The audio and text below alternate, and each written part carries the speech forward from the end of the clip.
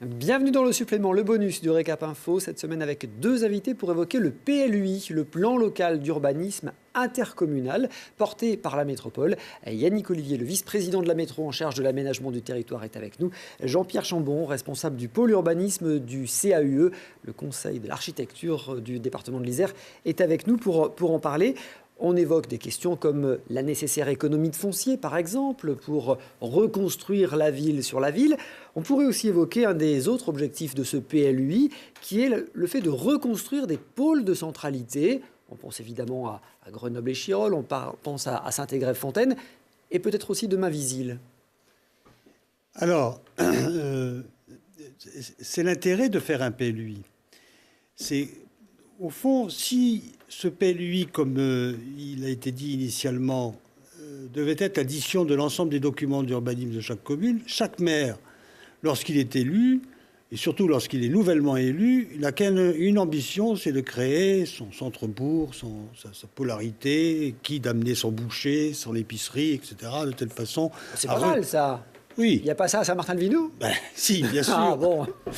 Bien sûr, mais il y a aussi à regarder comment le bassin de vie fonctionne. Autrement dit,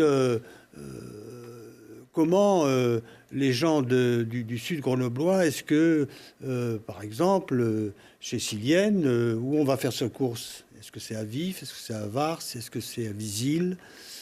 Et c'est pas parce que Visil a été un château qui a accueilli la présidence de la République que ça doit devenir forcément un centre-bourg. Et donc se dégage comme ça, au sein des 49 communes, des centralités où manifestement les gens convergent vers des lieux de vie qui doivent être extrêmement importants. Moi, quand j'ai visité l'ensemble des 49 communes, y compris dans les plus petites communes, donc à budget restreint, je me suis aperçu que j'avais des collègues qui avaient fait des efforts d'imagination, mais sur le plan urbanistique et sur le plan architectural, et qui rendaient effectivement leur centre-bourg, leur lieu de vie, avec le café, avec peut-être l'épicerie, etc., mais aussi avec des maisons, des associations et autres, le rendaient très attractif. Mais l'essentiel se passe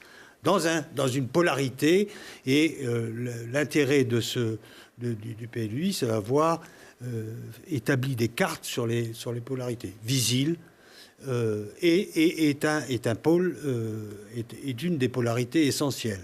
Alors, je vais vous expliquer rapidement. Visil. Il suffit de se rendre à Visil, de regarder, ça doit être la Grand Rue ou l'avenue Général de Gaulle, qui est en train de mourir, où les commerces sont dans l'incapacité de survivre, quel que soit le commerce.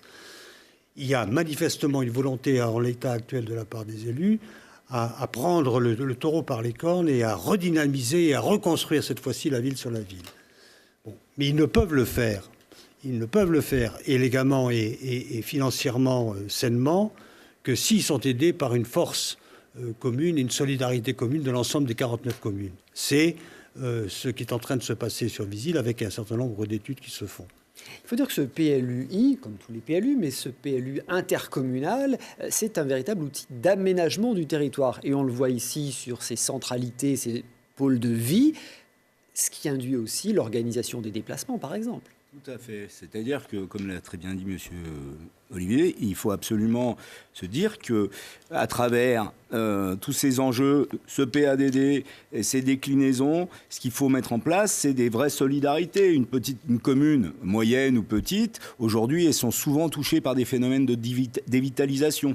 Et la métro, c'est aussi son rôle, c'est d'impulser cette revitalisation, cette redynamisation. Alors, on ne peut pas tout faire au PLUI, il ne faut pas non plus penser que ça sera un outil miracle. Mais lui, il va être là pour structurer l'espace ou favoriser une certaine structuration de l'espace et permettre à ces projets d'éclore, quelle que soit d'ailleurs la taille de la commune. Tout à l'heure, M. Olivier insistait sur le PADD, qui est le projet politique de territoire. Mais ce projet, il est décliné en OAP, ce qu'on appelle les orientations d'aménagement et de programmation. Je m'excuse pour les gens qui ne connaissent pas le PLUI, mais c'est les déclinaisons sectorielles concrètes du projet de politique de territoire. Quand je dis politique, ça n'a pas de sens politique, c'est au sens de la gestion des affaires de la cité. L'organisation de la ville. Voilà, c'est ça, de l'organisation de la cité. On en sait un peu plus sur ces OAP, ces PLU, ces règles d'aménagement du territoire, le PLUI, le plan local d'urbanisme intercommunal, qui sera soumis à l'enquête publique. Vous pourrez vous prononcer dessus du 1er avril au 24 mai. C'est l'objet du Récap Info cette semaine.